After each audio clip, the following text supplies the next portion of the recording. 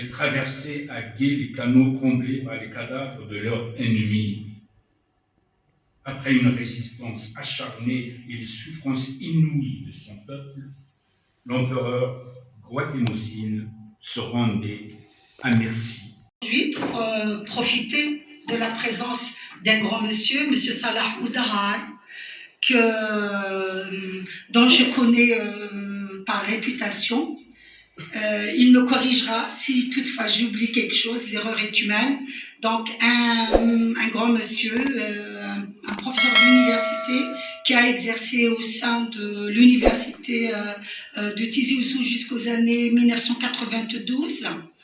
Et puis il est parti en France pour s'installer à Strasbourg et continuer là-bas, bien sûr, tout son travail. Donc, à mon sens, professeur veut dire pédagogie, donc un grand pédagogue, un chercheur, un écrivain.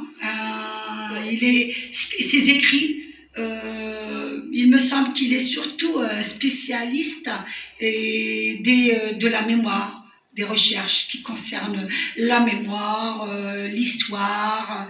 Il a beaucoup d'ouvrages dans ce sens-là. Un grand poète aussi. Il nous fera l'honneur et de nous déclamer ses ouvrages plus tard, et nous bien sûr nous le ferons cadeau de notre oui, on sera tout oui, et c'est sûr que ce sera bien heureux, bénéfique pour nous tous.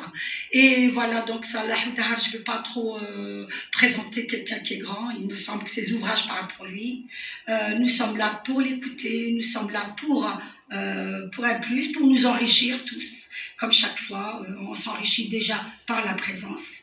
Ensuite, toujours en exercice, il est là. Monsieur Salah Oudahar est là parmi nous aujourd'hui, pas pour une conférence, c'est pour une lecture et quelque part pour rendre hommage à Mouloud Mamri, voilà, dont il nous parlera de l'œuvre et tout ça, c'est à lui de l'expliquer. Donc, sans tarder, et nous souhaite la bienvenue. Je vous souhaite une très bonne prestation, on va dire, hein, monsieur Salah Oudahar. Bienvenue parmi nous tous et bienvenue à vous parmi nous tous. Bienvenue à nous tous et on l'écoute tout de suite. Voilà. Bien, merci. Zoul, l'empereur Mouloud Mamri. Alors, je vais vous donner un peu le déroulement de la lecture. Donc, dans un premier temps, je lirai le texte de Mouloud Mamri, La mort absurde des Aztèques, qui est un texte introductif à sa pièce de théâtre Le Banquet, donc publié, je crois, en 1972.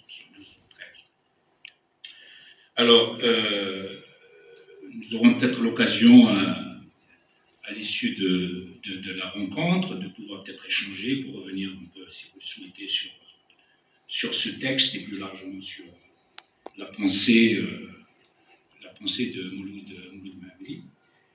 Bon, alors, la mort absurde des Aztèques, Mouloud Mamri, d'ailleurs, le banquet est disponible. Hein, Je suis très ravi d'être accueilli à la Maison de la Culture Mouloud Mamri Tizi Ouzou pour cette lecture, un hommage à Mouloud Mamri, mais aussi notamment avec la lecture de La mort absurde des Aztèques, qui est un texte introductif à sa pièce de théâtre Le Banquet, 1972.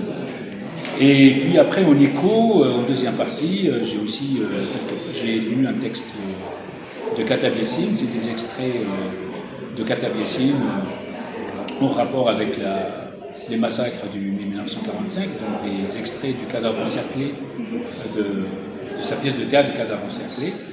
Et puis un extrait aussi d'un texte de Mahmoud Darwish, Le discours de l'homme rouge, qui s'est penché aussi sur l'extermination des Amérindiens, beaucoup plus largement, de mes textes à moi. Et puis, enfin, un court texte de Giuliano da Empoli, donc de son ouvrage L'heure des prédateurs, qui est publié en 2025, qui met en rapport un cours intéressant entre les Aztèques et le monde d'aujourd'hui, le monde de la tech, le monde de l'IA. Bon, voilà, voilà, c'est des textes. La caractéristique des textes, c'est qu'en fait, il y a une continuité, une cohérence thématique, notamment surtout le thème, effectivement, au-delà de l'expérience concrète, spécifique des Aztèques.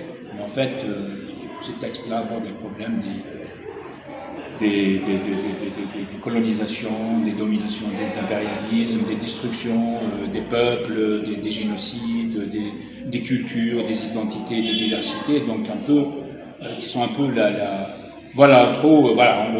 gros, c'est un peu ça la lecture. Mais au-delà de ça, je tenais aussi absolument à faire un travail de transmission que je fais ces dernières années, c'est de transmettre des grands textes, de grands auteurs, bien sûr Mamri, Kabir Yassine, Jean Amouche, plein d'autres, tout ça. Donc ce travail de transmission, à travers des lectures, quelquefois des lectures musicales,